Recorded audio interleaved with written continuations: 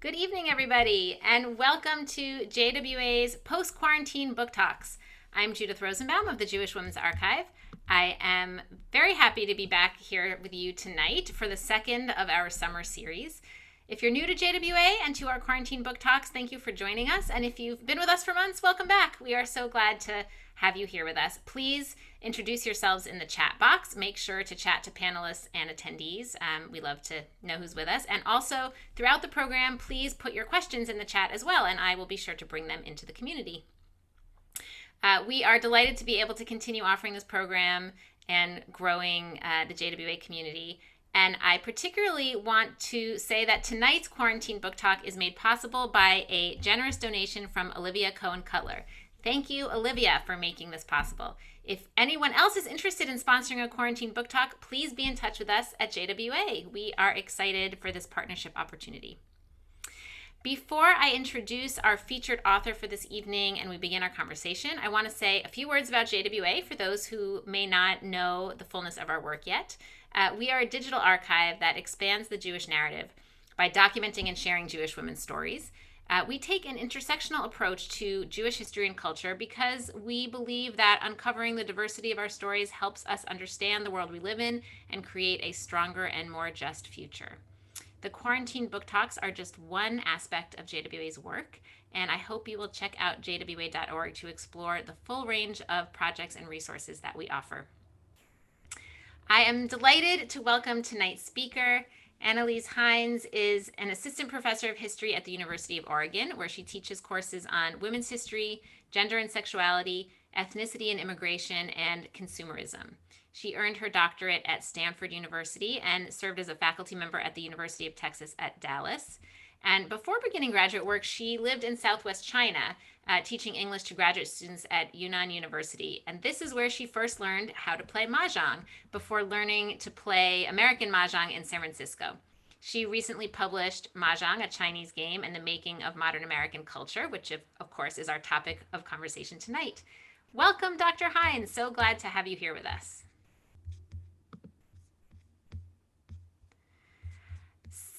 Thank you so much. It's really my pleasure to be here. Thank you so much for having me. For those who don't know already, JWA has amazing online resources, and so it's a special honor for me to be here with you. If anybody is interested in conducting their own oral histories, which were a really important part of my research for this book, I encourage them to check out the amazing oral history guide that JWA has on their website. So thank you. And thank you to everyone for being here. It's just so fun to get to see where everyone is coming from. I'm delighted to virtually get to meet everyone. Well, we are just very glad to have this conversation. I am sure there are a lot of Mahjong fans out there joining us. But, you know, this is a game with a really interesting and complex history that spans several cultures. So maybe you can start by telling us a little bit about how the game came to the US and came to be Mahjong as we know it. Sure, yes. And I'm happy to show a couple of pictures of Mahjong tiles just to orient people. I'm assuming most of the audience knows Mahjong, if not actually are players themselves, but I always like to make sure that even if you don't, this is still going to be a talk for you. So let me just quickly share an image and show people kind of what we're actually talking about. Okay, slideshow, play from current slide, yes. So for those who aren't familiar with it, Mahjong is a game played with tiles instead of cards. And the traditional Chinese game is often compared to gin rummy. And the tiles make up suits, as you can see here. And American Mahjong, which is the style of game that was created and led by primarily Jewish American women during and after World War II, is its own unique variant of the game. And this is an image of what's today most commonly called American Mahjong. It's important to note here that there are, in fact, multiple kinds of Mahjong that evolved uniquely in the United States, but by far the largest is the National Mahjong League's version, and that's the kind that you can see here. And one of the hallmarks of this style of the game is the card that you can see in front of each of these racks, but also the racks themselves. Most players around in other parts of the world don't use racks to hold their tiles. The tiles are shaped a little differently and they tend to stand up on their own. But the rule card is really the defining feature of, quote, American Mahjong. But you're right, Mahjong does have a complicated and interesting history that spans multiple cultures.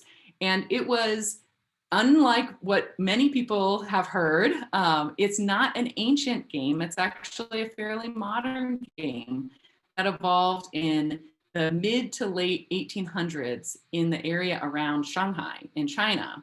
It was one of many, mostly male, mostly gambling games, but even in its origins, it was always possible to play Mahjong as a gambling game for very high stakes, or as really not a gambling game at all, or for very, very low stakes. And that is a really unusual and interesting spectrum for a game to be able to occupy. And it's important to how it has been flexible and adaptable across different cultural contexts as well. So Mahjong emerged in the area around Shanghai in the late 1800s, kind of solidified as the traditional Chinese Mahjong that we know today. And in the early 20th century, a growing number of American businessmen and their families and single women who were American women who were teaching in China were increasing the American population among other foreigners who were living in this very cosmopolitan city of Shanghai.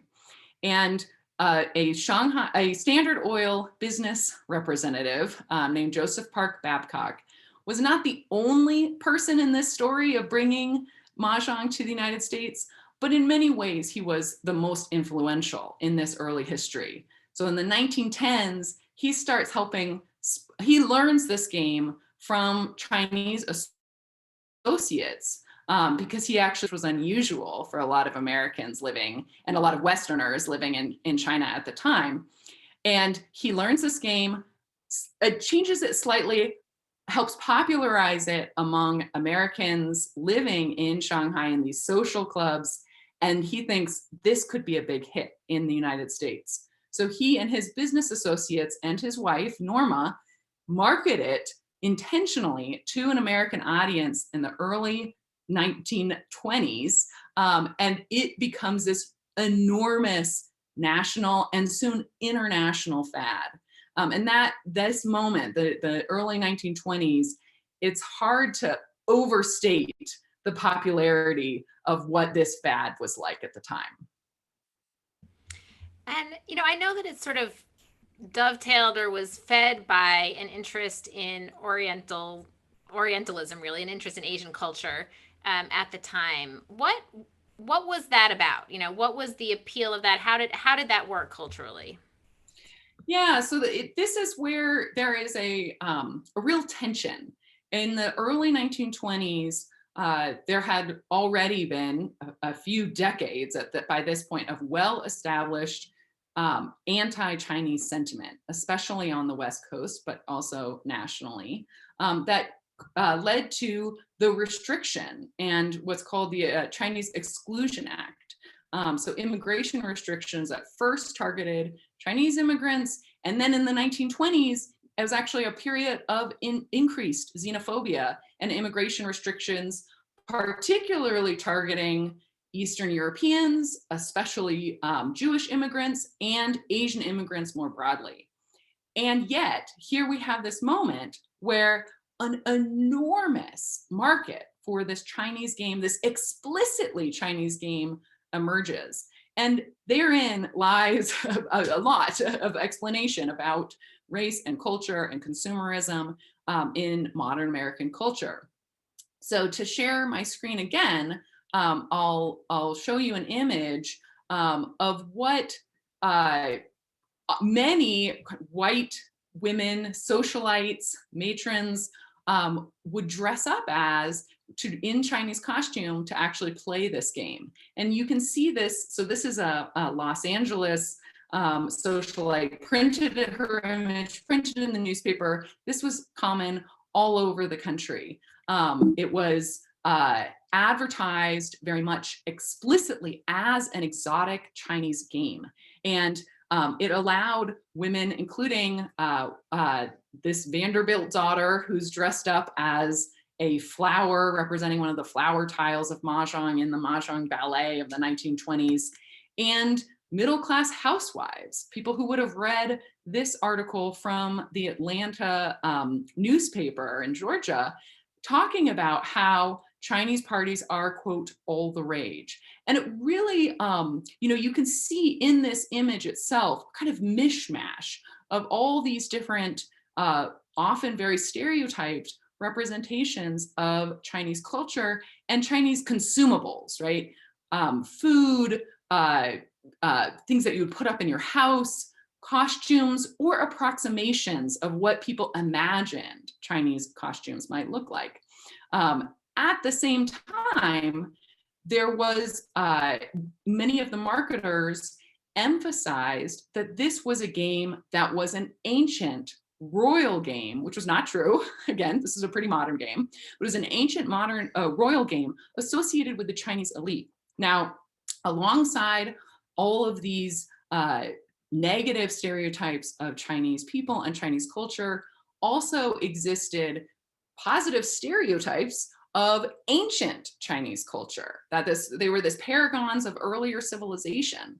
And so in this moment, white Americans embrace this game as something that they see as exotic and exciting, but also a way to tap into a kind of fantastical otherworldliness, while still absolutely distancing themselves from actual real living Chinese people and Chinese Americans. And so it resolves that tension and still allows particularly white women to inhabit new areas, new forms of respectable behavior, that because of all these ideas of exoticism surrounding Asia, and in this case, Chinese people and Chinese culture, there was a kind of titillating element to it, that people said, oh my gosh, I'm uttering these Chinese words as I play.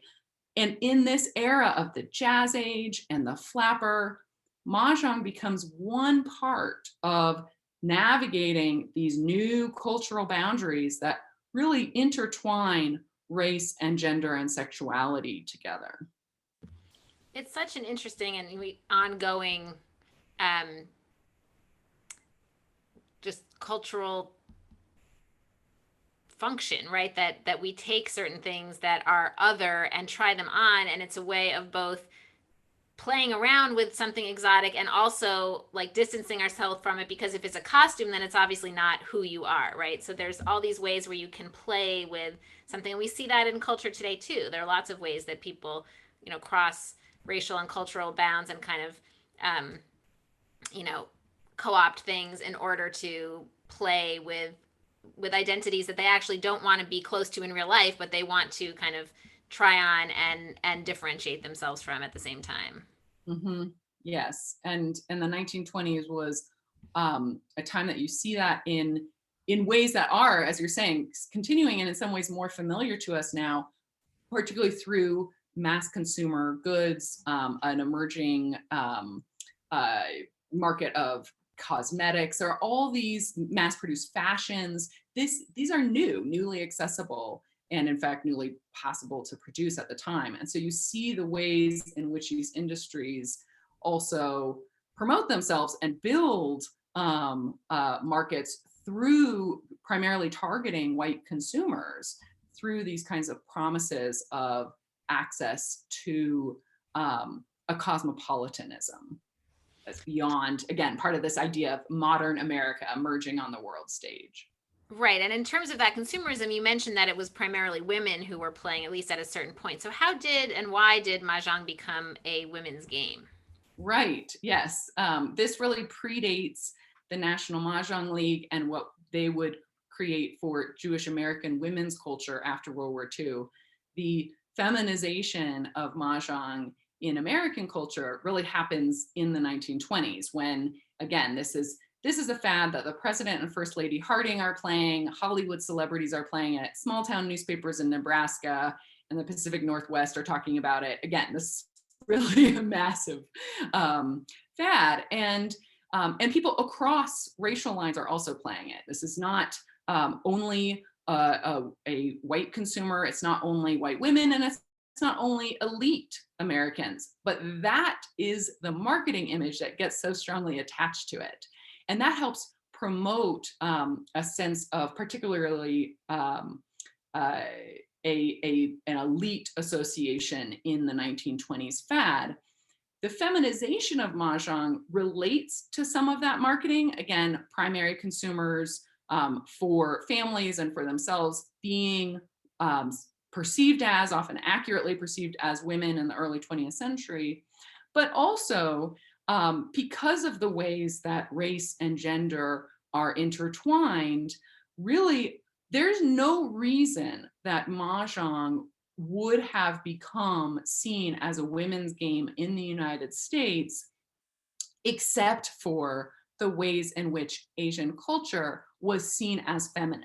So when we think back, right, it was a primarily male game, not exclusively men's game, but a primarily men's game in its origins in China. Joseph Babcock and other businessmen and marketers were driving this boom in Mahjong themselves as players, as enthusiasts. Most of the experts writing about it were men who were perceived as, authoritative game experts. They were already people writing about bridge. This was associated with kind of male intellectualism, which was, again, seen as masculine rather than feminine. So there are lots of reasons that we might expect it to at least remain both a men's and women's game. But in fact, by the late 1920s in the United States, it's really primarily seen as a women's game. And so when we think about representations of Chinese people and Chinese culture that were so integral to the popularity of Mahjong and how it was marked, it was strongly calling upon these long established assumptions about Eastern cultures in general that saw them as more feminine and often saw Asian women as more sexually vulnerable or sexually accessible, and Asian men as kind of living outside of these traditional nuclear family structures as seen in the West. And this was all part of an anti-Chinese immigration campaign from the late 1800s. But these overlap with European ideas about the Middle East, and it kind of become what's called like an Orientalist soup. This mishmash, again, of ideas that posits the West as masculine and active and the East as feminine and passive. And so when you emphasize this game as so strongly as an aristocratic Chinese game in an American context, that over the period of just a few years increasingly becomes associated with women, especially white women dressing up in Chinese costume, which white men were much less likely to do, in part because of those gender associations. Right. And as you said earlier, the whole consumerist piece as well, and the kind of playing with that kind of cosmopolitan modern identity of of costuming and buying the accoutrement and all of that. Exactly. Yes. This becomes a marker of a smart women, and smart at that point in time, how it was used over and over and over again in these articles is really about fashion and being fashionable and knowledgeable about what is chic. And so absolutely, it's directly tied into that consumerist piece. So you also mentioned bridge, and I'm curious sort of like to think about some of the differences between some of these games. You think of bridge as something that men and women play. You think of poker as something maybe traditionally men play, and then Mahjong is something traditionally women play. And so I'm curious about, you've explained some of why that is, some of the associations and different kind of styles and the ways that women were seen as, that men's games are seen as maybe more intellectual. But I'm thinking also about, to me, some of what really typifies Mahjong as just like how tactile it is, how beautiful and intricate the pieces are, and then also the rhythm and pace of the game being different than some other games. So can you talk a little bit about how those factors play in? Yes. For me, one of the things that really just as much as my focus is on the history and the analysis of the game, for my love of the game itself, so much of it is connected to that sensory piece. The tiles are, anyone who's handled or heard the tiles knows that sound, knows that feel, and they're really beautiful. And so most of the people who really love in-person Mahjong game, which is the majority of people who play Mahjong, just as you say, part of what sets this game apart is that tactile and sensory element. And in the 1920s, when this emerged, a lot of people talked over and over and over again about how Mahjong was taking over the popularity of bridge, which had been, again, the kind of society game. And one person said, I just got tired of cards all the time. And so there is this element, this sensory element that's not just about newness, but also just about the delights of the game itself.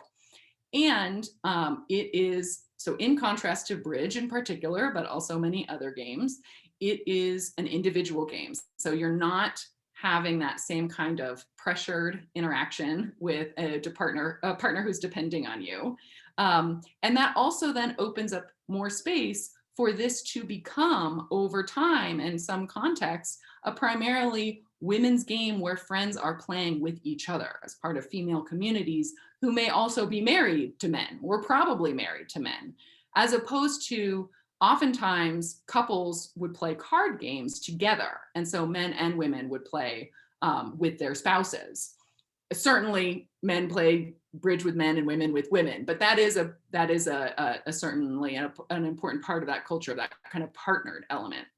That's different in Mahjong. And when you have the rhythm, as you're saying, a key piece of this is that because you're playing with tiles instead of cards, you shuffle them differently. And it takes time. A lot of Chinese players say, wash the tiles, shuffle them, and then stack them in the walls. That's also part of the shuffling process to prepare a round of play. And in that time, it's just the perfect amount of time to have a short conversation that is about, if you're building a relationship, it's just the right amount of time to kind of have that episodic piece that without putting too much pressure on it.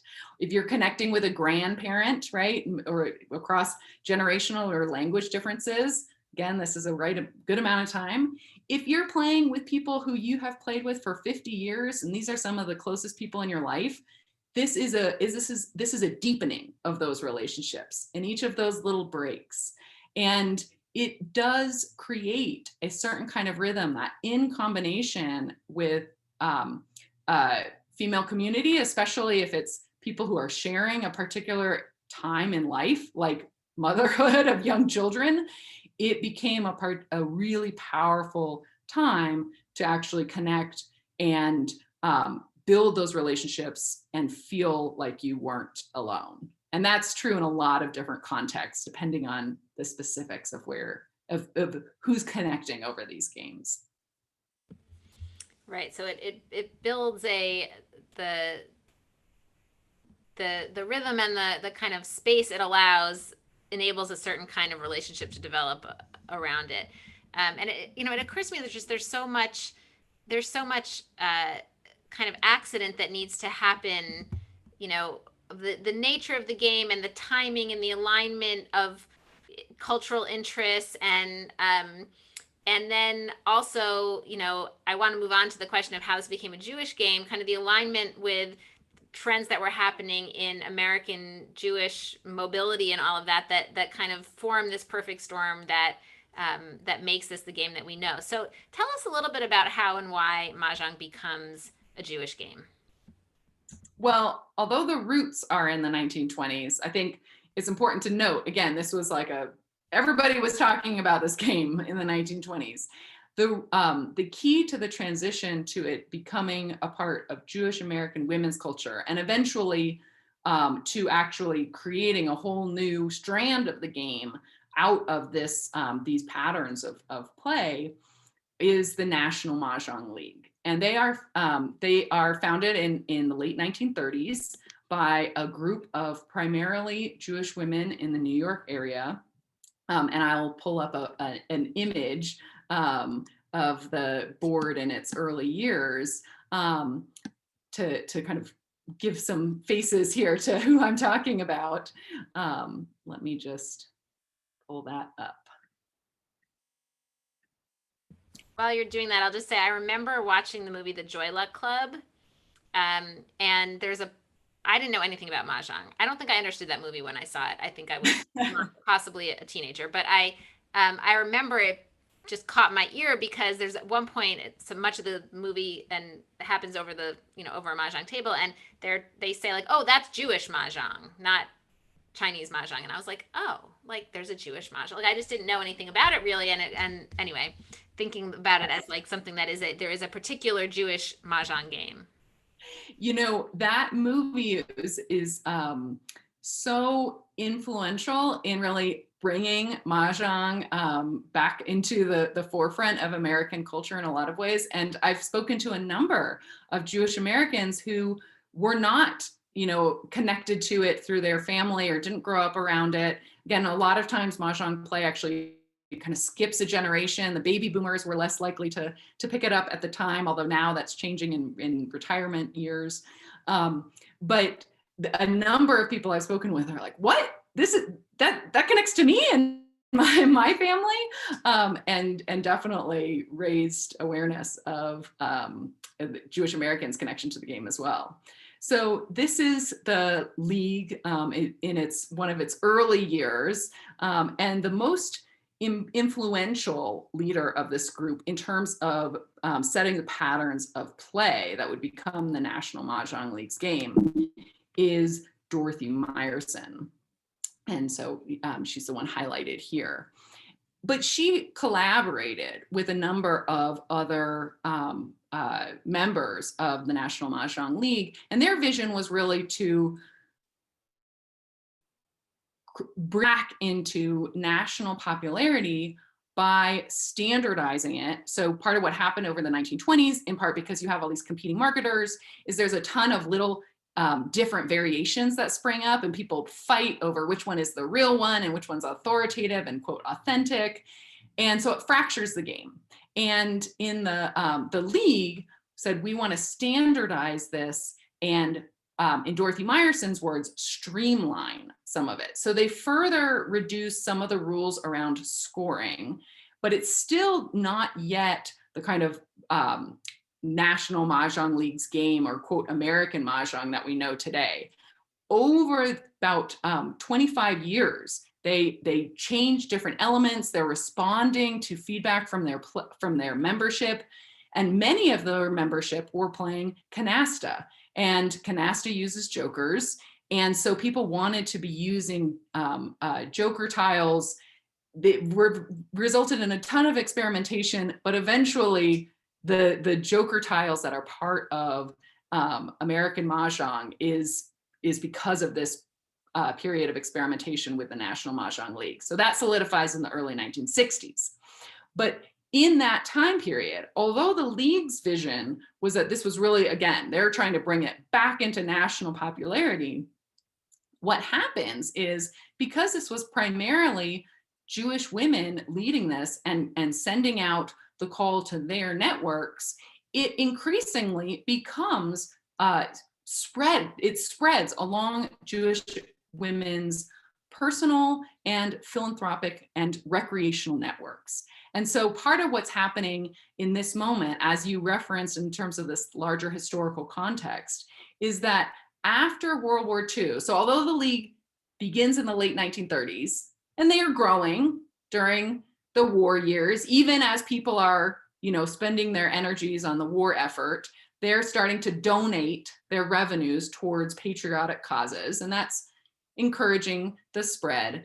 It's really after the war that you get this boom of American Mahjong culture. And that is, and a really widespread national phenomenon. And that's because Jewish Americans uh, in the late 1940s and 1950s experience what is happening more broadly in American culture, a kind of upward mobility, often fueled by the GI Bill. And they're experiencing that generationally en masse at an accentuated degree, in part because for the first time, it's also a time of reduced anti-Semitic restrictions and discrimination that enable people to access the benefits of the GI Bill in new ways. And as part of the larger, what scholars call kind of an unfolding into whiteness of American Jews, which is different than how American Jews were treated before the war, and different from how African Americans and to a large degree Asian Americans continue to be discriminated against in different ways legally. This was part of Italians and Eastern European second generation American Jews really being able to access the possibilities of upward mobility. So even in a time where there's lots and lots of suburbanization, Jewish Americans are suburbanizing at even higher rates than the average American. And Jewish American women are accessing college degrees at higher rates, but they're also leaving the workforce at higher rates once they have children. So they've got this kind of accentuated experience of a larger 1950s white American phenomenon. And for Jewish American women, then they're often highly educated, often experiencing both the costs and the benefits of this new, increasingly suburban lifestyle with young children that can be very isolating. And Mahjong becomes a lifeline of community and really of an act of carving out of time and space inside their own homes.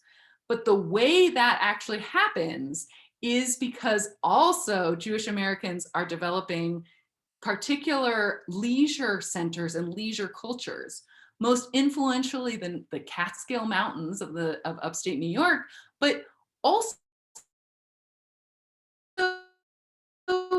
lakes in clubs on Long Island, right? This is a proliferation of these kinds of summer leisure vacationing communities that are led and often basically run by women, because they're going there during the summers. Their husbands are going back and forth on the weekends. And so in those spaces, in these leisure communities, especially the little bungalow colonies, Mahjong becomes a part of this rhythm of women's community and leisure that they then take home with them. Teach friends in their apartment buildings, teach friends in their townhouses or their increasingly suburban ranch style homes. And it spreads and creates a really remarkably consistent culture where once a week, women could socialize with other women, kick family members out of part of the home.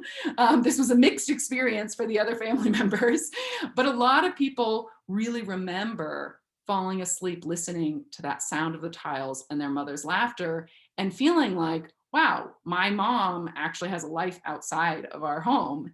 And for the women to experience that as well was quite powerful. And I think would have been welcomed and needed, in fact, by many other women, but who were not a part of those same kinds of cultural networks and rhythms. It was a particular and an unusual and really powerful culture that they created. Well, okay, so you mentioned so many things. Let's unpack it a little bit because there's so many different threads there. So you talked about, the suburbs and some of the, kind of changes that were happening in life and the kind of residential disruption in some way that it led to, right? Like there's a lot of great things that were happening in that, in that move for some people, but it's also, leaving the neighborhoods that were much more tightly ethnic and bound by kind of ethnic institutions. So for many Jews in the suburbs, and particularly for women who might be home all day, as you said, they could be sort of isolated. And so finding, but also they were so focused around the, the family unit and the individual household, that Mahjong kind of created this way that you could have this women's community within this family, this women's network within the family network. And then the Jewish piece also, like creating a kind of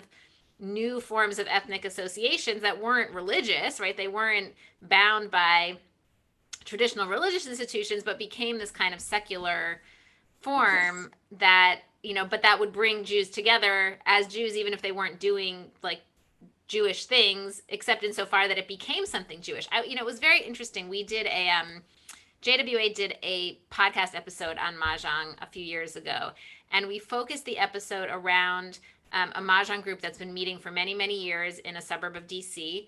And it's actually a group that is meets on Shabbat afternoon, and they are Shabbat observant. So it's not, it's not that it comes in the place of religious practice, but it has become a kind of enhancement, actually. And in fact, they call their group the Mahjong Tov group, playing off of what you say at the end of they play all Saturday afternoon, and then Shabbat ends and they go home, and at the end of Shabbat you say Shavua Tov, have a good week. And so they say Mahjong Tov because they've been playing Mahjong together. And it was like, I loved that example of this kind of knitting together of the ritual, because Mahjong is such a ritualized game, the ritual of Mahjong with other kinds of Jewish ritual that that Jewish women participate in.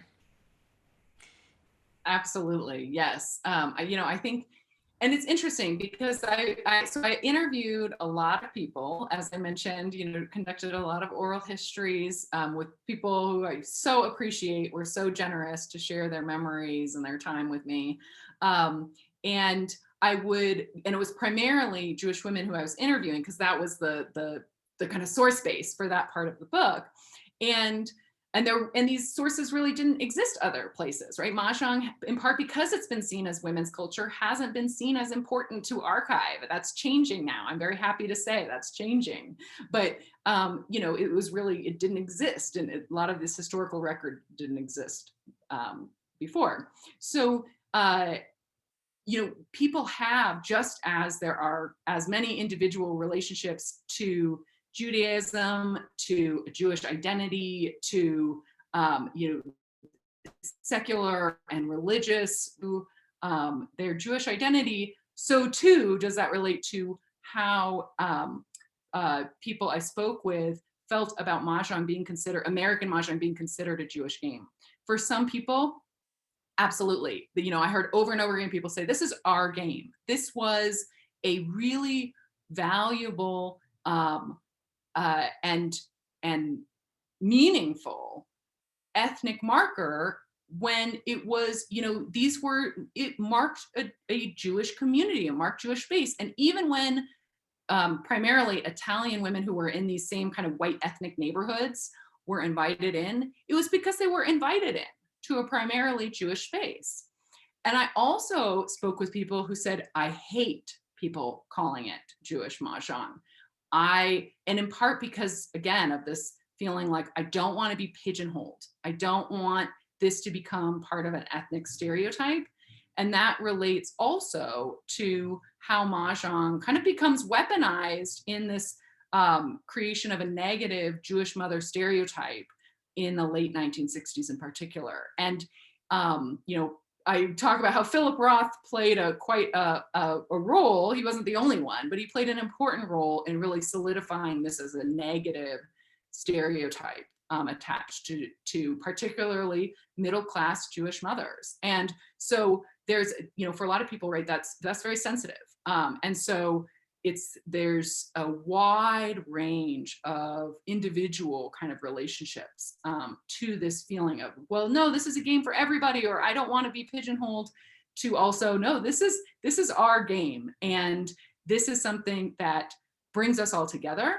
And it's a shared experience. And it's something that, as you say, is secular, right? I mean, it's just part of a cultural ritual that then can also cross sectarian lines.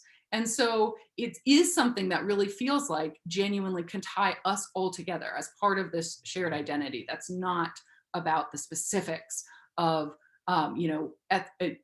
family background or observance or which, community you're a part of. So it's interesting. Because it's related to identity, of course, there's going to be a lot of individual variation. Right. And then there's also the race piece that you talked about, how this also overlapped with a period of the kind of consolidation of whiteness, and Jews moving from a period of being considered racially other to being, white Jews at least, being considered white and still other in some way, but not in a way that was racial. Instead, being, the term ethnic becomes more salient. So, how how does the Chinese, so I'm curious about sort of like how the Chineseness of the game makes it, in some ways serves to make it more Jewish in some way, if that makes sense. Or maybe to put it differently, like how does the ways in which the game is already marked as ethnically other somehow give permission for Jews to adopt this as a Jewish game while doing it as part of their white American practice? Right. Yeah. That is an important set of questions.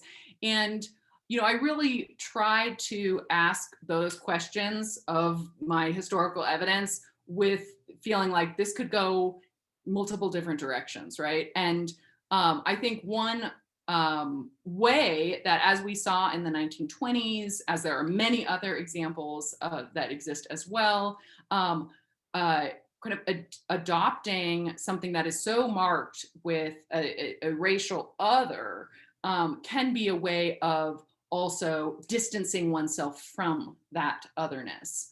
And I think that, and so I wondered if that was at play for Jewish Americans, particularly in this post-war period.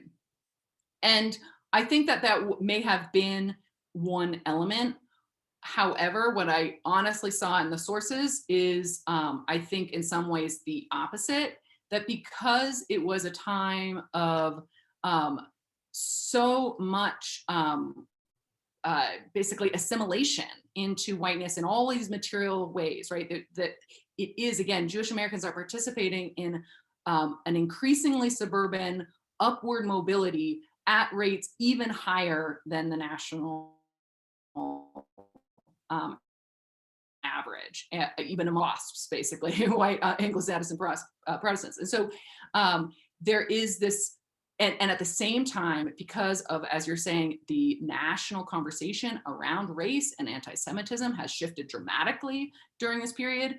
Anti-Semitism, as we know, does not go away, but it really changes and becomes culturally unacceptable by and large. And illegal in the ways that it is practiced in many forms, not in all forms. That takes time. That takes the gains of the fights of the civil rights movement. But there are many ways in which Jewish Americans are increasingly kind of risk losing a sense of distinctiveness, right? Rates of intermarriage among, children marrying people who are not Jewish really accelerate in the late 20th century. And so that's coming down the line, and it's related to contemporary conversations about Jewish identity and what does that mean, and what does that mean in increasingly mixed families. But in this moment, right, people are seeing that coming down the line. And so because this game was so marked as Chinese, and China and Chinese people had so strongly represented a kind of ultimate foreignness, right? This isn't a domestic other the way that Native Americans and African Americans were often portrayed. This is a totally foreign other.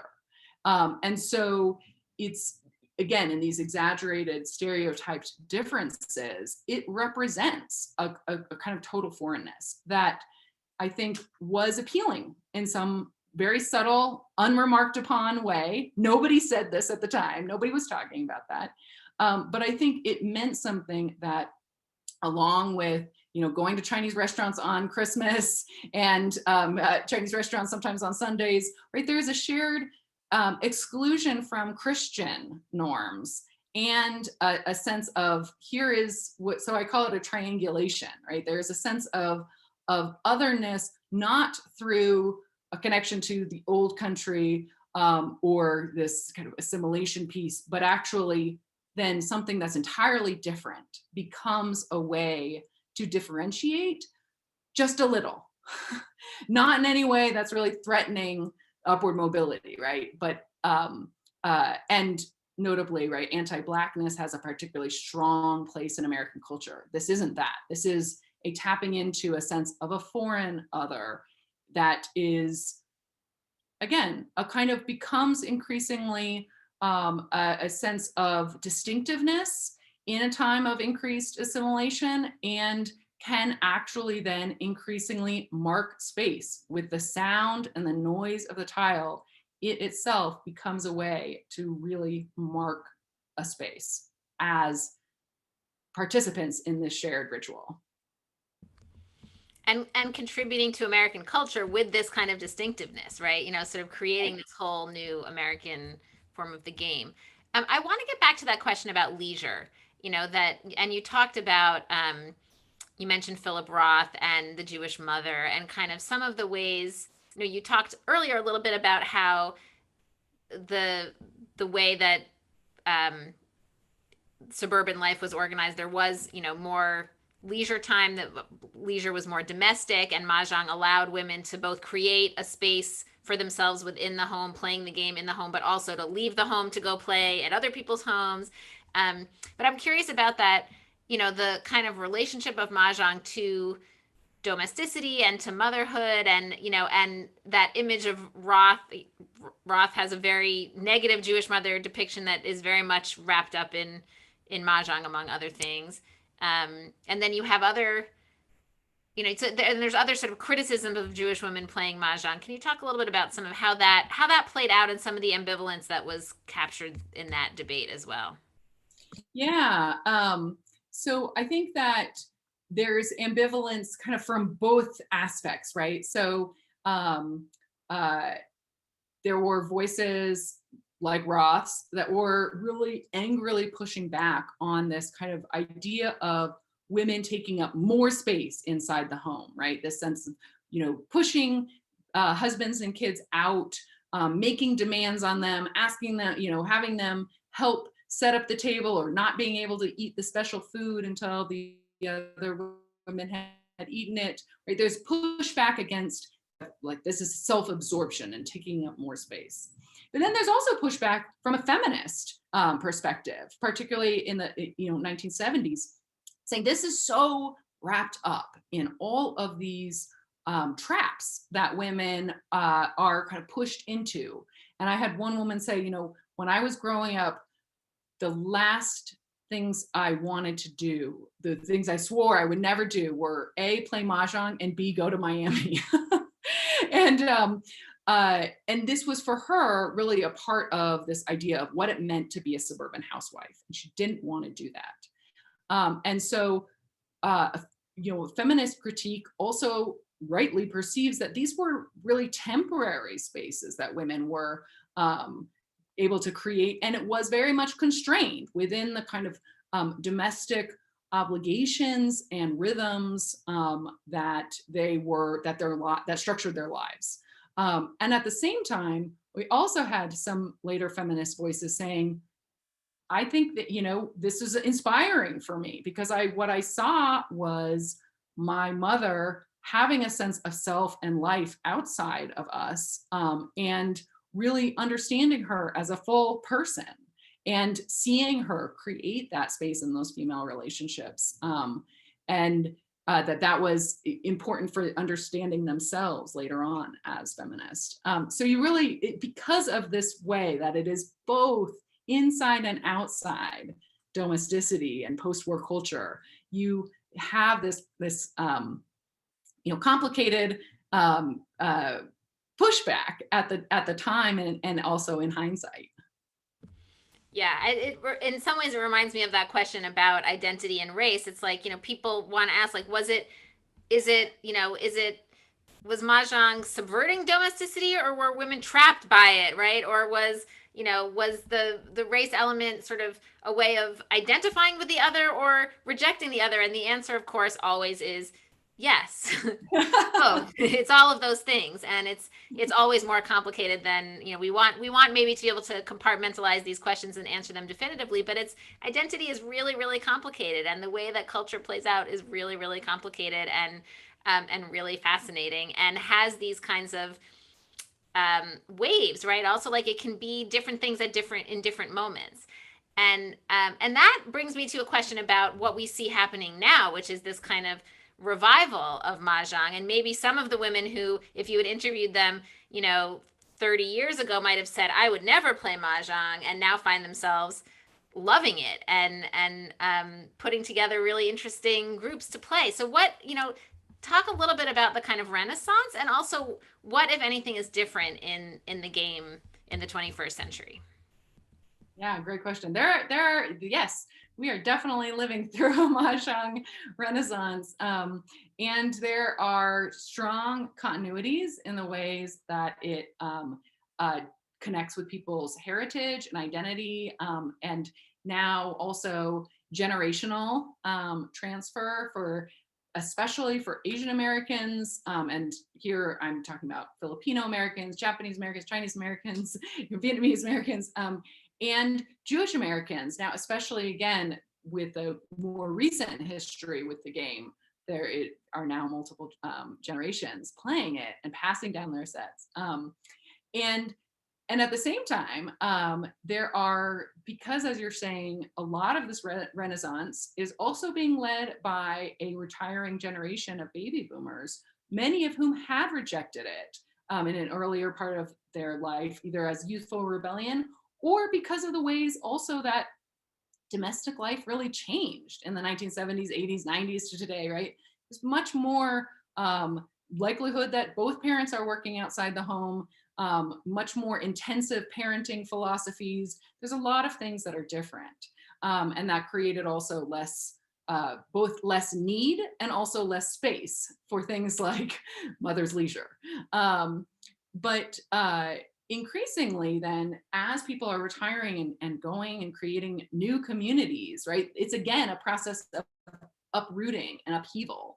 Another one of the American Mahjong variants that we haven't talked about today, but was led by officers, the Air Force officers' wives, called Wright Pat or Wright Patterson Mahjong, after an Air Force base. We see a similar kind of in new suburbs or Air Force bases or now retirement homes. Mahjong becomes part of this fabric of connection, and as part of that, it's also increasingly crossing both gender and generation and ethnic lines. So there's a lot more men playing American Mahjong than there ever have been before, and there's a lot of people who are also maybe grew up or know about playing the National Mahjong League's version, and now are increasingly interested in learning the Chinese version, or vice versa. We're seeing increased kind of longtime players interested in learning other variations.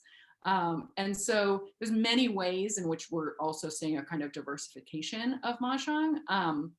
And at the same time, I think we do still also have some of these same Orientalist strains coming through. And so something I really hope I can contribute to is having people think about the histories that this game that many people love.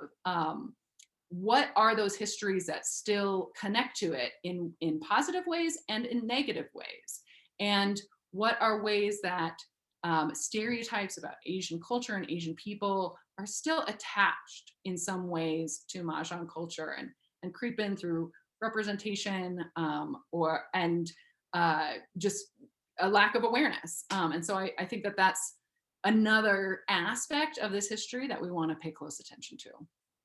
Right. There were certainly lots of very negative stereotypes that were kind of baked in from the beginning, and could, in the kind of nostalgia for some of the old fashioned Mahjong culture, accidentally find their way back in. Mm-hmm. Just as part of adopting the part of the retroness of it, and we don't want to be retro racist. Right. Let's avoid that. I don't know if this fell into the scope of your research at all, but I'm just curious, how the pandemic has impacted Mahjong culture, because it's such a in-person kind of, tactile, gather right around the table in a house kind of game. Do you know anything about that yet?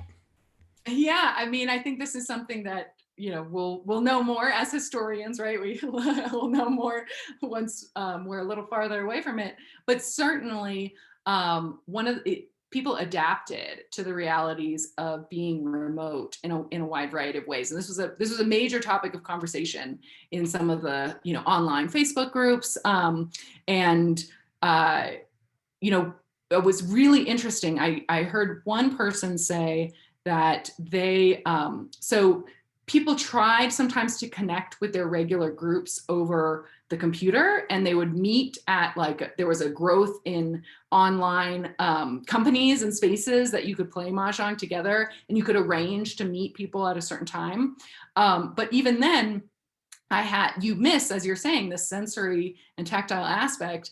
And I know someone I spoke with someone who would actually move the tiles as she was moving them on the computer, just to be able to have that enjoyment. But she said this just really also just did not work for her. The remote thing really did not work for her. And for other people, I think they found it actually, that they were, I think more people will continue playing remote games in addition to their in-person games. I think very few people who loved their in-person games are going to give those up. But as people go back in person, I'm also now seeing people say, and these are folks who have played for a long time, who say, oh my gosh, I had relied on this computer program to be doing some of the shuffling and some of the these moves at the beginning of the play called the Charleston in American Mahjong, and the computer would kind of prompt you. And they're back in person, they're like, oh my gosh, we had to look up the rules again, because those rhythms, they had gotten more distant from those rhythms. So I think that in the pandemic, you saw people, as we all experienced, a kind of forced expansion of our familiarity with online possibilities, and also a real hunger to return to in-person games.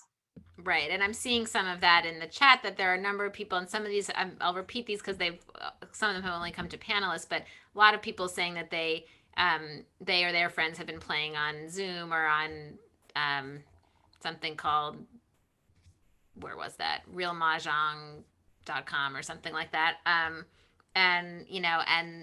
and also happy to get back together in person. So, and lots of people sharing memories of hearing their moms play, or not being allowed to interrupt at the bungalow colony, knowing that was sacred time, and not being allowed to eat the treats until afterwards. So we get a sense of that kind of the protected nature of that, and the kind of the sacred nature of that time for women who played.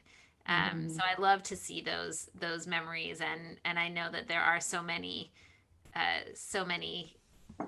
ways in which people have these kinds of memories of Mahjong built into family memory and leisure and all of that. So thank you for sharing that. And in terms of the role of virtual community, this community of the JWA Quarantine Book Talks is one that I have been incredibly grateful for. It's opened up a possibility for us to do talks like this. So really, really glad to have you here with us today, Annelise, and for teaching us so much about this rich and complex game and its place in Jewish culture and American culture. And just really, really enjoyed this, and glad to hear from folks about the role that Mahjong has played in your memories and lives too. As I mentioned earlier, JWA did produce a podcast episode about Mahjong, which I think you will enjoy. So I encourage you to check that out. While you're there, I hope, of course, you'll check out the rest of jwa.org. You can't really check out the rest of it in one sitting, obviously. You could spend your life there, but we have so much material there to help you gain insight about the diversity of the Jewish story. So please enjoy that. And please join us next week, same time, same place, for a conversation with Gabrielle Glazer, author of American Baby, which examines post-war adoption in the U.S. So I thank you all so much for joining us tonight. It's wonderful to be together. And until next time, be well and take good care. Thank you so much. Thank you to everyone for being here and for sharing these wonderful comments and memories. Thank you. Thank you. So wonderful. Good night, everyone.